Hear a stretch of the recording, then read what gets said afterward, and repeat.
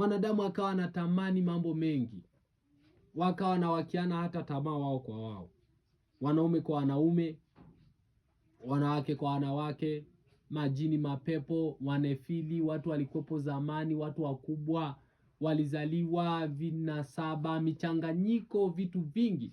Mwanadamu anayoyaona, anayoyatamani, anayatenda saa hiyo hiyo, hajiulizi, hana hofu ya Mungu, hana zuio ndani ya moyo wake, kwa sababu amekuwa ni mtu wa mwilini. Kwa hiyo Mungu akagairi ya kwamba nimemfanya mwanadamu, yaani kwamba akasema namfuta mwanadamu,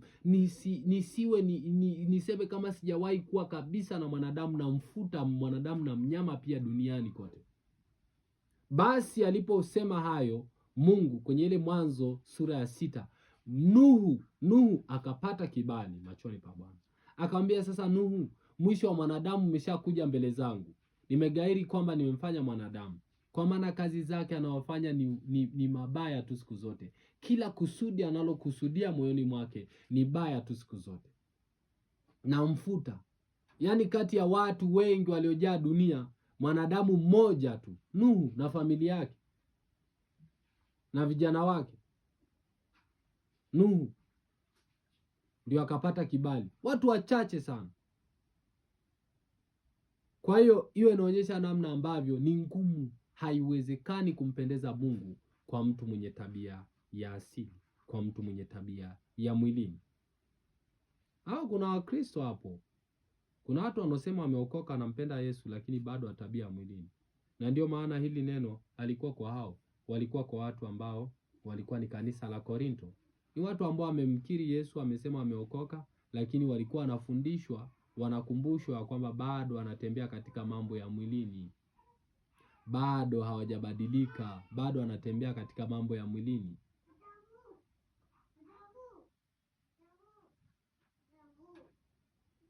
Basi Nuhu akapata kibali machoni pa Bwana na familia yake.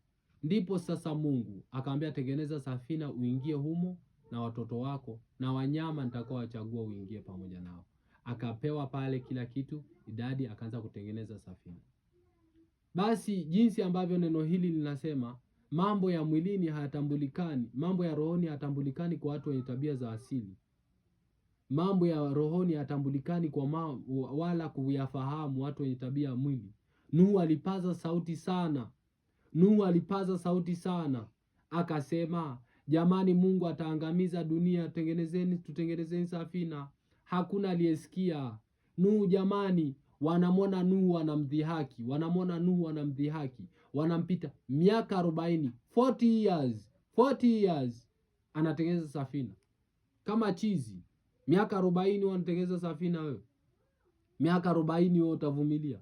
Miaka 40 wewe unalishika neno la Mungu wewe? Miaka 2 tu nataka kuacha wokovu, miezi 6 tu naacha wokovu, miezi 12 tuliacha wokovu, miaka 5 tuliacha wokovu wa Bwana.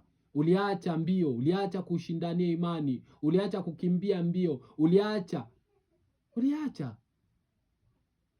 kuendelea kuchochea mwendo, unaacha wokovu kweli, wokovu wako, safina yako ambayo unatakiwa itengeneze ili uokolewe siku ya mwisho uokolewe. Leo hii unaacha kweli ya Mungu kweli. Basi Nuhu akakubali kutengeneza safina, akaendelea kuambia na wengine, akaendelea kuhubiri, jamani, tutengeneze safina, gharika inakuja hapa duniani. Watu hawasikii. Watu wenye tabia ya mwilini hawezi kuyafahamu mambo ya rohoni, Kwa hiyo piga kelele, fungua habari ya neno la Mungu. Mwenye sikio atasikia, asiye na sikio isikubabaishe, isikuvunje moyo. Hubiri kwa nguvu zako zote, sema neno la Mungu, simama kwenye wokovu. Hata wasipoelewa, Mungu akiwapa neema wataelewa, mpaka Mungu awape neema, sababu ni mambo ya rohoni. Ila wajibu wetu ni huo, tuenende katika wokovu, tuishi katika wokovu, tuwafanye wengine kuwa wanafunzi wa Yesu. Na wala hilo hatutii shaka, na wala hilo mimi sitii shaka, na wala wewe usitie shaka. Tuenende katika hayo mambo ya rohoni. Basi ikawa ni ngumu sana kuelewa. Ndio maana mtu mwenye tabia ya mwilini hawezi kuyafahamu mambo ya rohoni, na hawezi kukujaji kwa sababu hana uwezo wa kukujaji kwa sababu fahamu hana.